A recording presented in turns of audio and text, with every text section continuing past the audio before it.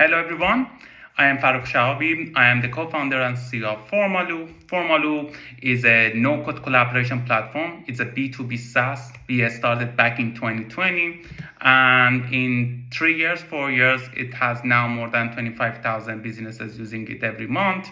We have grown about 800%, 900% in the past 2 years alone.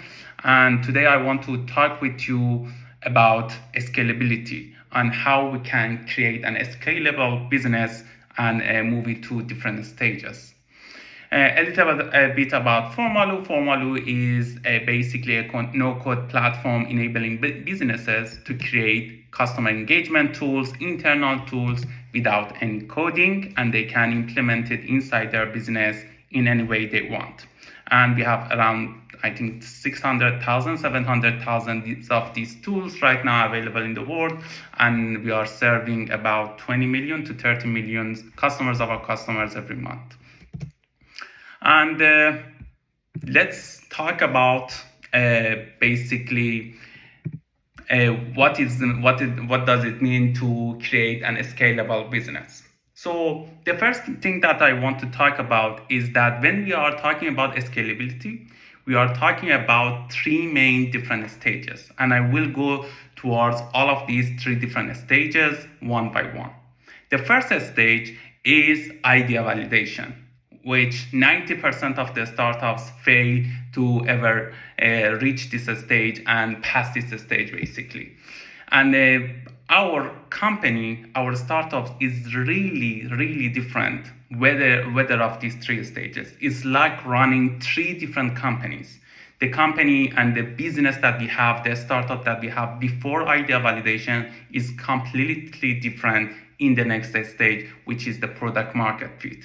In the product market fit, we want to reach a stage that we know our solution is worthy of the market. There are customers for it, and they can basically, they are eager to use it, they want to use it, and we can basically capture the market.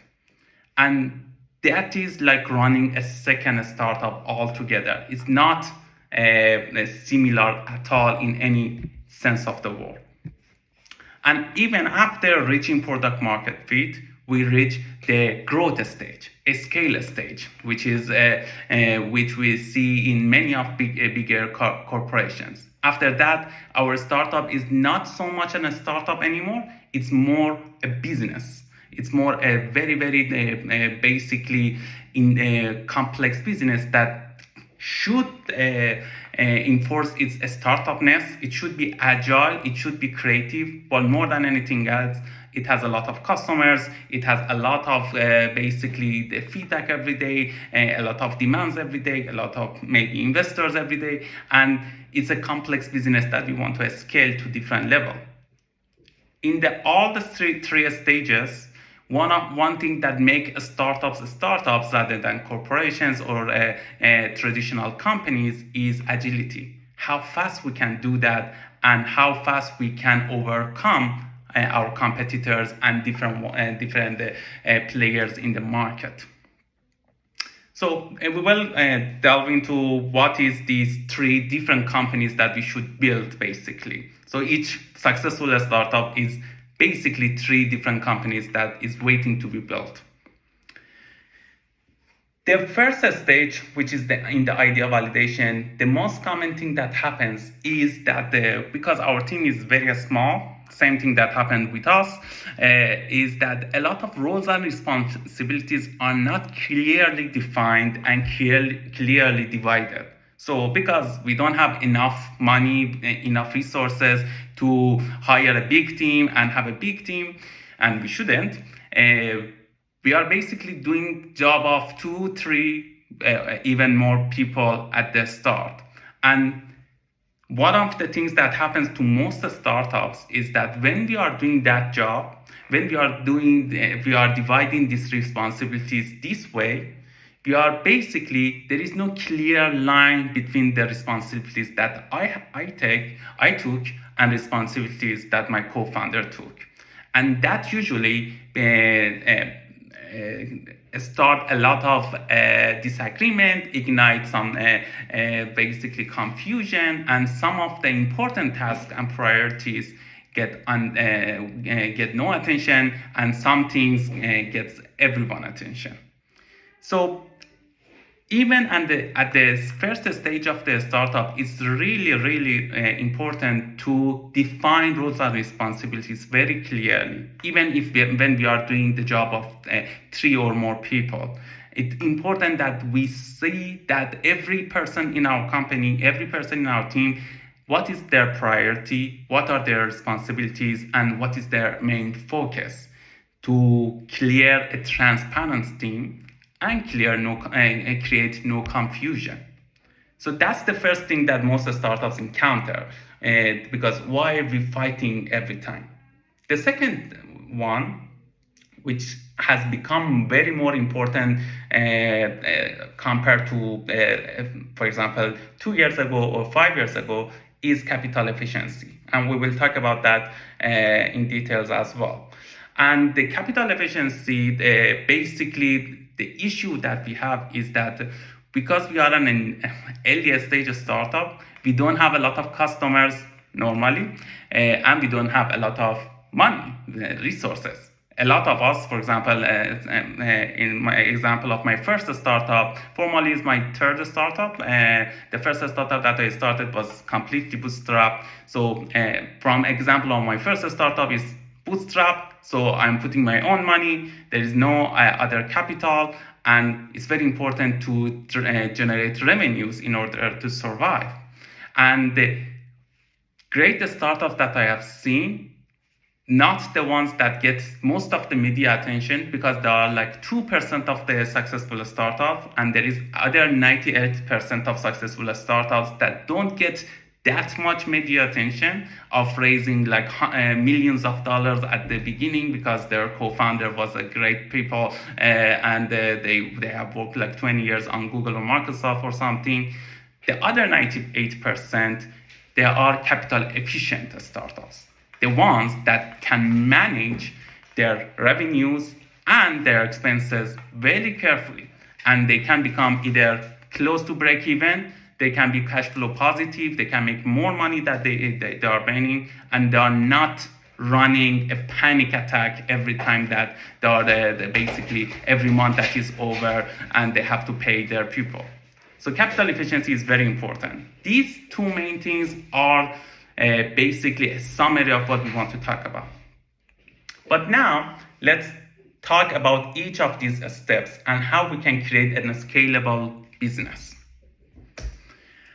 So we all have heard about KPIs. We all have KPIs, key progress indicators in our businesses, and key performance indicators in our businesses. And we all know that we should have KPIs for our business, for our startups, every month, every day, every week. But more often than not, we are choosing the wrong KPIs for our business, and we are choosing the wrong KPI for the stage of our business. So we are choosing growth stage KPIs for our startup that is in idea validation or in product market fit, or vice versa. And we want to talk about that. So it goes without saying that why KPIs are important, because if we cannot measure them, we cannot improve them. So that's as Peter Drucker, I think, said. We want to be able to measure our success, and the success should have clear meaning on our big picture vision and on our early goals, next step goals. So when we want to picture this success, when we want to create a scalable business, seek growth, we define KPIs. KPI is the magic word in the startups. Some call it KPI, others monitor it as the name of key results in their OKR, objective and key results system. We talk about it. Some believe we should have a North Star, which we will talk. Some call it OMTM, one metric that matters, and some give it other names. All of these methods are just different explanation of same things. While different companies create different methods to define and track and measure their metrics, the goal is very, very similar and is actually the same. Basically, every business has limited resources. We all know that. So, when we have limited resources, we need to prioritize some things over others. And the thing that we prioritize will define our strategy. A strategy is the key here. So basically, we need to monitor and track our strategies to understand how successful they are. Because different strategies require different measurements.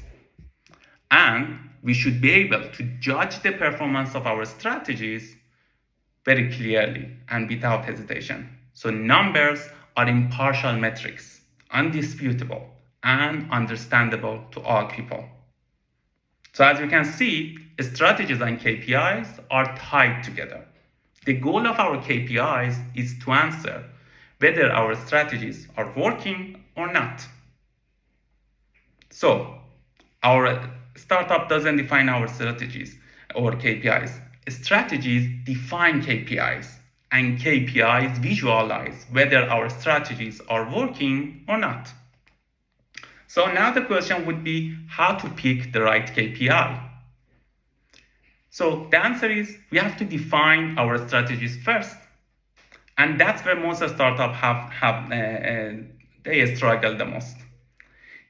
The strategy of us is not revenue growth in sales, something like that. These are goals, not our strategy. Almost all founders determine their KPIs based on their goals, not their strategies. That's how they choose the right KPIs for their startup. Your goal might be the same as a goal of a restaurant chain, but should you pick the same KPIs as a restaurant chain? So most startups implementing methods like OKR or North Star or anything like that often complain that it's not working for them. And it's usually the first month or the second month, it's not working for us. Of course it's not, because you are missing the whole point, which is not starting with the goal. You design your objectives and key results based on your goals, not your strategies. So I want to break it to few steps. Step 1. We have to pay attention where we are right now. Where is the stage of our company right now? The stage of our startup plays a critical role on defining our strategies and our KPIs. Our KPIs will change as our business evolves, since our strategies will change. Step 2. Understand our resources. Startups are not a place for wishful thinking, and it's not the place for daydreaming. We typically don't have a lot of money as a big corporation or our wealthy competitor, especially when we start. So first, we must be honest with ourselves and see where we are right now. What are the resources that we have right now? And step 3 is visualizing only the next step. All of us want to become unicorns, have IPOs, have a lot of customers, but those are big pictures, long-term visions. It's great to have a big picture, and it's great to have a roadmap to reach there, but it's important to clearly visualize every step of the way to reach our long-term vision. This is the difference between fantasizing and actually reaching our goals, on how we can reach every next step very clearly. So we shouldn't be blinded with our goals in the long term. We should define strategies to reach the next step, and only that. That's the definition of our strategy, how we can reach our next step, not our big picture. Our strategy will determine how we can reach the next step, and after that, we will change our strategy to reach the next stage of our progress, the next stage, the next milestone in our roadmap. But strategies are not just plans. It's an idea, it's a direction. Our strategy should not be a list of like tasks and plans or something like that. It should start with an idea that gives sense to all of these tasks and plans that included in that strategy. So the most important thing in each strategy is its direction, which means that we have to make a choice. A direction means that we are not doing something else. We are not choosing a different direction. In a great strategy, more crucial than choosing what to do is choosing not what to do. So let's talk about the stage that about 90%, 95% of startup fails, and it's the most crucial one. Let's talk about our first company, idea validation stage. Even before we are launching our startup, we are launching our most minimum viable product, MVP, we should have KPIs. So each stage of our basically journey, we should have different goals, different KPIs to monitor them.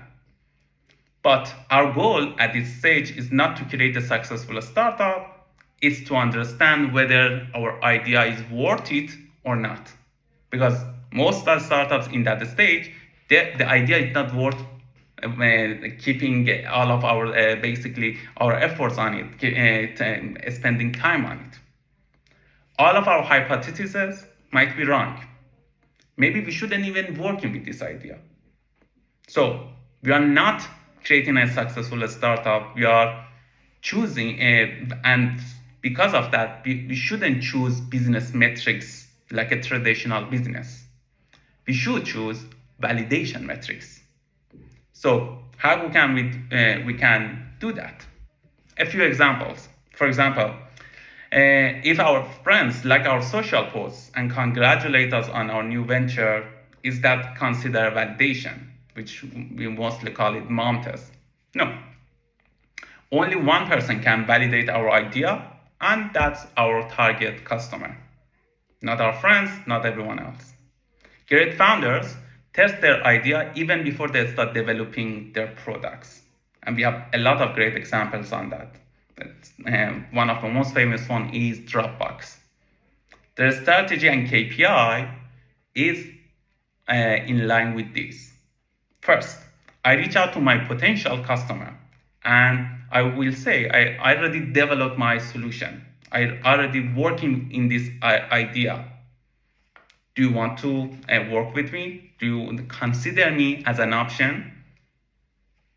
Another example, I created a landing page and I put a wait list about my startup idea. Am I getting enough traction from the right people? Or in person, online, offline, I presented my sales deck to potential customers again. So how many of them actually scheduled meeting with me to discuss this further, or came back, for example, with an offer or letter of intent, and they wanted to know more? So I'm like rooting out the actual potential customers that are getting interested in my idea more than anything else.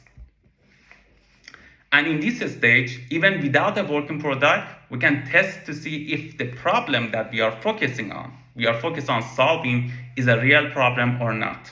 And as you all heard in accelerators from the mentors, most often than not, the problem that we are working on is not real. I have done a lot of development and I created a lot of startups for problems that didn't exist, and we shut down those businesses. If a startup cannot pass this step, there is no reason to continue working on it. So some founders might say that they fear doing this kind of validation will reveal their ideas and someone might steal them. But as you heard, a founder who is paranoid about stealing their startup idea will never create a successful business, because no idea is truly original. Everything has been done before, and we are just perfecting the ideas that already exist. So if a startup has acceptable KPIs on these metrics that we talked about in validation, on finding potential customers, then they have then at this stage they should start building their MVP. They should work on the product. They should make it better. And after launching their first version, after launching the minimum viable product, the smallest version of the startup that can launch, now our strategies must change because now we are at a new stage. And the important question that we should answer will become this, that is my MVP, is my product useful or useless for our customers, the ones that we tried so hard to acquire. So now we know that the problem exists. We know there is a market, but that doesn't mean that our product is solving that problem. So most MVPs that are out there suffer from two main pain points. First one, which is I have done this a lot, is that the MVP is too big. So we didn't create a very first version of our product. Instead of focusing on solving one aspect of the problem, we have now created a bloated product that has a lot of different buggy modules, different features, and none of them are perfect. So, and that means that we are usually out of money and out of time, and we cannot do anything else. And nobody likes to work with a big software which is buggy. The second issue is that we created an MVP that is focused on wrong aspect of the problem. So we are not really solving the problem the way that our customer wanted us. So our product is not answering the most major issues that our customer have, the thing that is important for them. We had our hypothesis, it was wrong. So now we should define KPIs to see if our MVP is working or not. And more importantly, what we should change in it. Because our product is evolving at its stage and we should change until our KPIs are met. So at this stage, these are the most questions that we should ask ourselves. These should be our KPIs. How many active users do we have? What is their persona? What are their RCP? Which modules are they using? At what frequency? More often, no. What modules they are not using? So that feature that we worked so hard didn't matter to them. Another example, what are the most frequently asked questions in from our product? What are the most asked questions after they tried it for a while? Because their question will change. How long will it take for our solution to solve that problem? Is it immediate? Is it take time?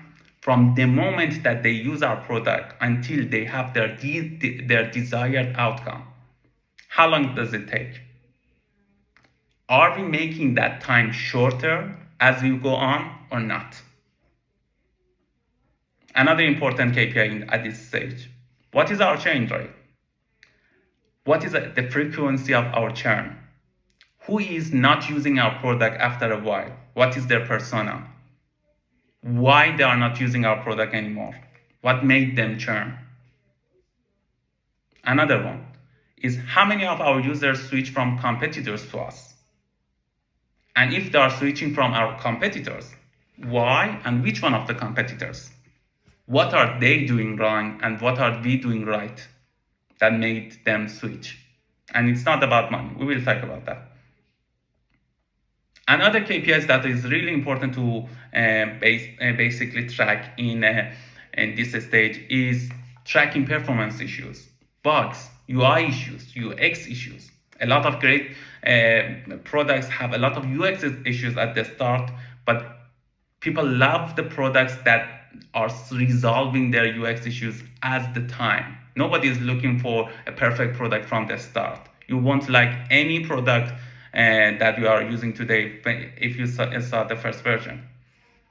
People like the product that is getting better and better every day.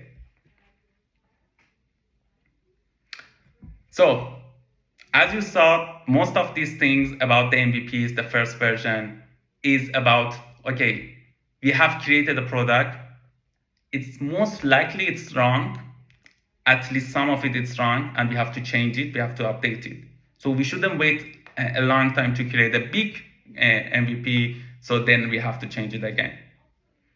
Reid Hoffman is co-founder of LinkedIn. He has a very famous quote that says, if you are not embarrassed by the first version of the product, you have launched too late.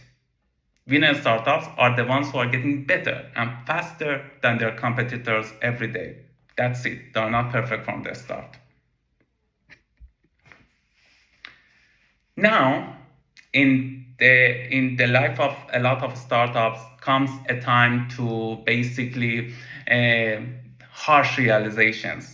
It's either our idea is not validating the way that we wanted, or our MVP is not solving the problem, or we saw major performance issues or anything else, or customers are churning too high. And that's the case for about 95% of startups again. So most successful startups, they began to pivot. And they began to pivot and change their ideas, change their product based on the KPIs. So even the most experienced co-founders, CEOs in the world could not sell a bad idea that is not solving a real problem. So pivoting is very popular and very big on most of our successful startups that are out there. And how we can make this pivot? How can we say that our startup needs to pivot to another idea or shift their product positioning or something like that? There is one thing called rule of three. It says if the startup most important KPI, and we will choose it, has not grown in the past 3 months, so it's steady or declining, that startup is considered dead and we should pivot. So if our most important KPI is not growing for 3 months, we should pivot. So that means something is wrong, seriously wrong with our operation. And that means something should change as fast as possible in our product, in our operation, and in our product positioning.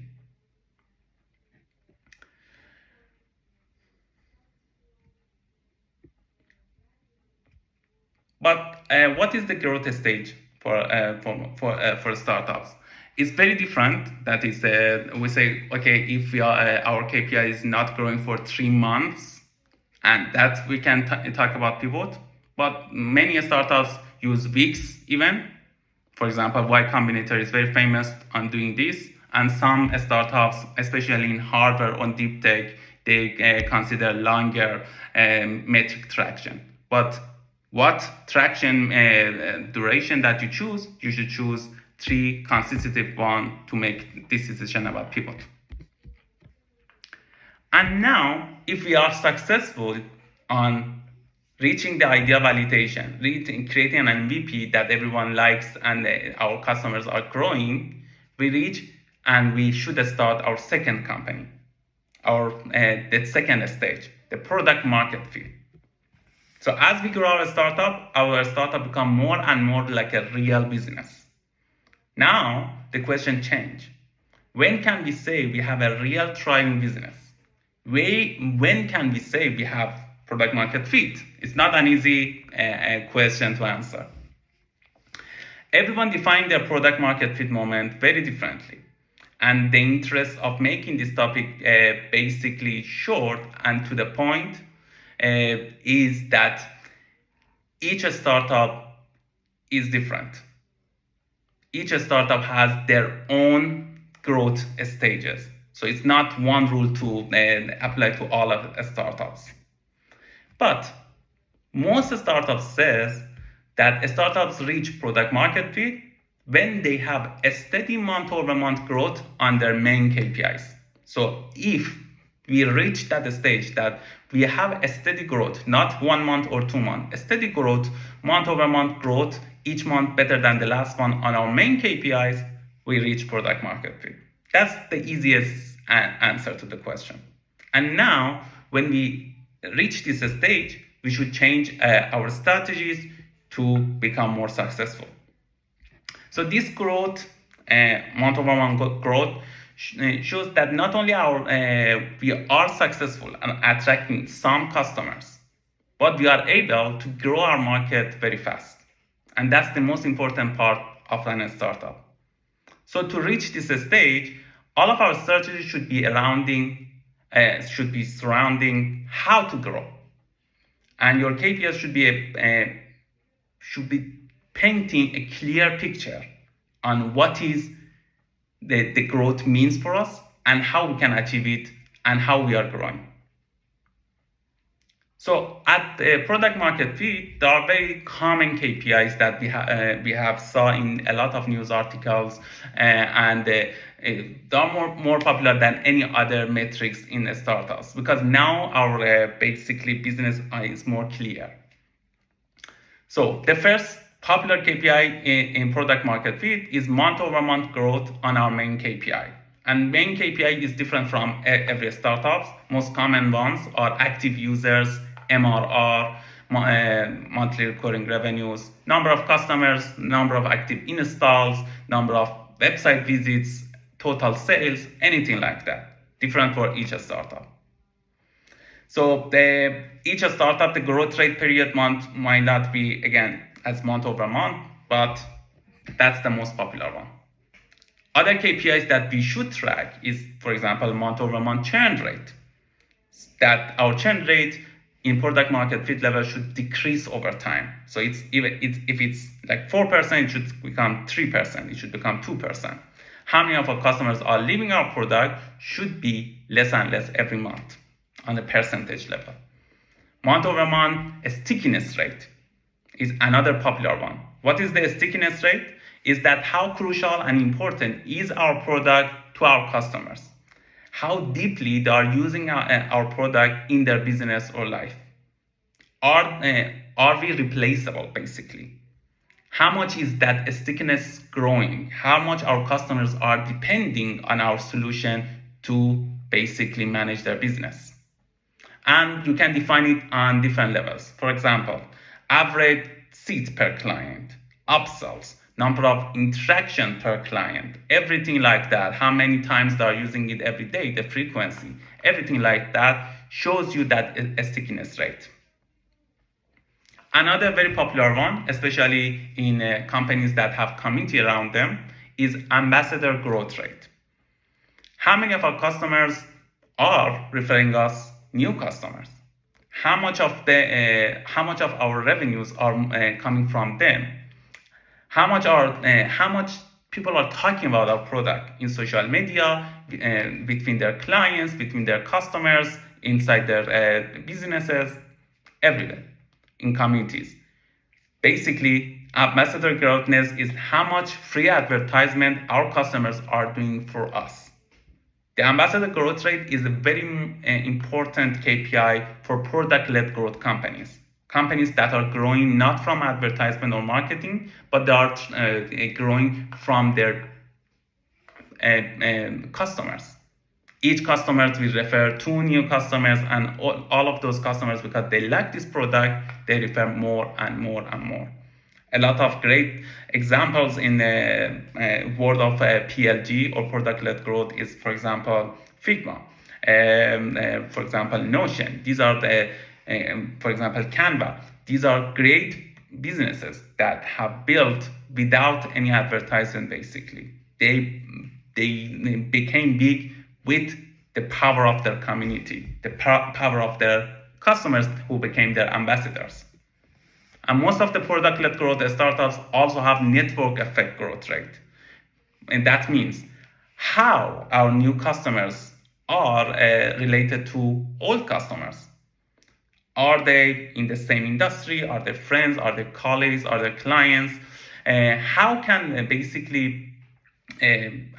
we enable a network effect to acquire new customers from our current ones without even them noticing it even?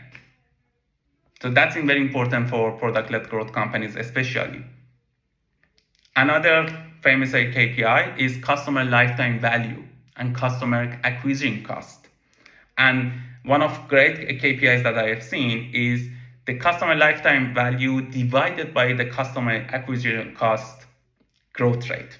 So that means how can we make our customer lifetime value, all of the money that they give us in their lifetime using our product, bigger, and at the same time make our customer acquisition cost, what we spend to acquire an average for a customer, smaller. So this formula is very important to be growing month over month. And there are many more KPIs in that stage, but these are the most important one for majority of the startups. Right KPIs at this stage will make our startup master of the market. Great startups pick and focus on right KPIs to go beyond product market fit, to now go to the basically growth stage, scale stage. And then we start our third company, a company that the KPIs, strategy, and everything is business, is different. Because now we are less running a startup and more running a growing business. A business that should be agile and it should be creative. It should be a startup at its heart, but it's a business now. Everything changed. Most of our KPIs that most businesses focus on at this stage are very similar for their product market fit stage, but with different level of priority. Because now it's not only about growing at what cost, at every cost. Now the main differentiation, the main focus is sustainability instead of growth. It's called the growth stage, but sustainability is the most important factor. So it's not enough that our KPIs grow every month in this stage. More crucial than that is growing the sustainability of our business. That our KPIs should show a sign that our business is well established, is sustainable, can survive tomorrow basically, for the foreseeable future, even if it's not growing. Very, very interesting example that we saw in the past weekend is what happened for OpenAI. That even a company with $90 billion valuation can lose focus on sustainability and what can happen in matter of days. And you see that no matter what is the growth of that startup, that company, if you don't have sustainability, basically no one, for the hottest startup in the world, no one is making any excuse. And that startup can be good as that if they cannot fix the sustainability. That's the most important part in basically this stage. It's not a young startup anymore that cannot survive tomorrow. So there are other KPIs in a scalability stage, but we can talk about it more in the questions as well. For example, going up market, meaning that average contract value that we have from our customers should grow in this stage. We should work with bigger clients, and we should work with basically more sustainable customer base as well in this stage as well. But it's at the scale stage, it's more likely how we can create a sustainable business can survive without us, without customer attention of a startup team, and can grow to the next level on their own. Because now it's all about the team that you hire to replace you and what are the main tasks and responsibilities that you have done. This stage actually is very dangerous and pitfall for a lot of founders because they get busy building a growing team and a product, and basically it's not the same after previous stage, their previous company, and they get frustrated on why is it not working what I had done before when our company was growing like 500% every year. Why is it not working? Because back then you had to risk everything to finally achieve that growth, but now the risk should be calculated, the risk should be creative, adventurous, and sustainable at the same time. because you want to create not just any business, you want to create a scalable business. So, and I want to close it for now because we talked about the 3 stages, but we can talk about more on a different level what can go wrong. But love to hear about any questions that any of you might have.